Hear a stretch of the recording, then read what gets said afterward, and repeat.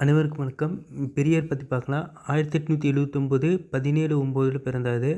24/12/1973 மறைந்தார் பெரியார். தன் வாழ்நாளில் 8600 நாட்கள் அப்புறம் 13,12,000 கிலோமீட்டர் தொலைவு பயணம் செய்து 10,700 கூட்டங்களில் 21,400 மணி நேரம் மக்களுக்காக உரையாற்றி சமுதாய தொண்டு ஆற்றினார்.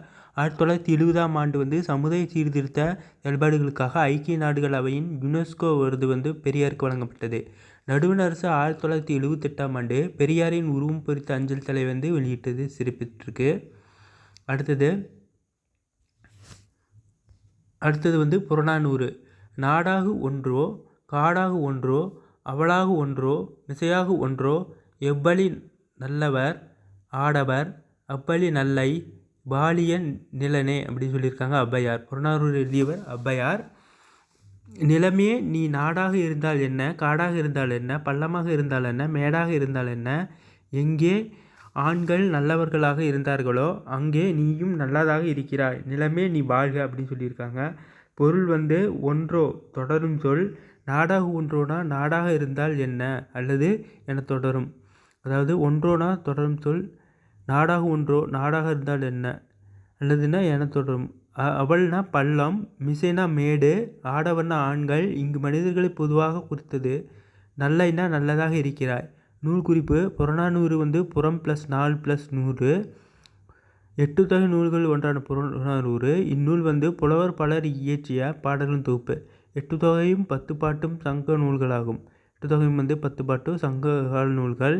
சங்க இலக்கியம் 2000 ஆண்டுகள் பழமை உடையது.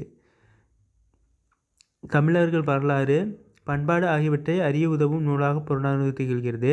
ஆசிரியர் குறிப்பு. ஔவையார் சங்க புலவர், அதியமானோட நண்பர், அரிய நெல்லிக்கரை அதிகமான இடம் பெற்றவர். சங்க காலத்தில் பெண் கவிஞர் பலர் இருந்தனர். அவர்கள் மிகுதியாக பாடல்கள் பாடியவர் ஔவையார் மட்டும்தான். சங்ககால பாடல் பாடிய ஔவையாரும் ஆத்திச்சூடி பாடிய ஔவையாரும் ஒருவர் அல்ல, வேறு 2 பேரும் வேறு வேறு ஔவையார்கள்.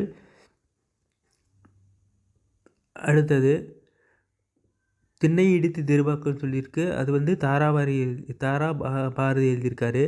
உட்கார் நண்பா நல்லதானா, நீ ஒதுங்கி வாழ்வது சரிதானா, சுட்டு விரல் நீ சுருங்குவதா, உன் சுயநலம் உனக்குள் ஒடுங்குவதா, புல்லாய் பிறந்தேன் நானொன்று நீ புலம்ப வேண்டாம், நெல் கூட புல்லின் இனத்தை சேர்ந்தது தான், அது பூமியின் பசியை போக்கவில்லை அப்படின்னு சொல்லி பாடல் எழுதியிருக்காரு தாராபாரதி.